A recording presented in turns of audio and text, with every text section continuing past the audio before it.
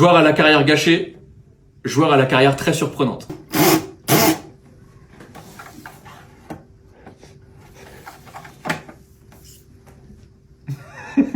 Je vais aller sur Memphis Depay. Alors, Memphis Depay, on est quand même beaucoup plus sur un gâchis que sur une surprise. Ok. Je vais donc aller côté gâchis. Ouais, je vais aller assez haut quand même. On est pas mal? On n'est pas bien du tout.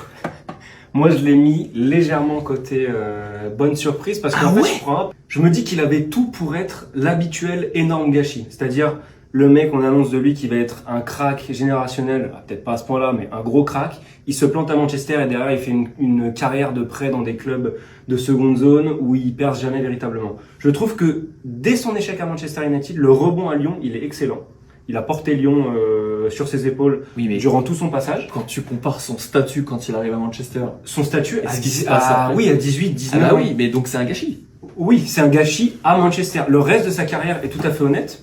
À Barcelone, à Atlético. Atlético, oui, c'est un peu plus compliqué. Barcelone, il a mis ses quelques buts.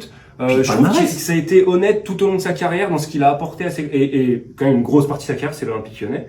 Et je trouve qu'il a été un élément prépondérant de l'OL. Il fait demi-finale de Ligue des Champions avec l'Olympique Lyonnais et capitaine des Pays-Bas.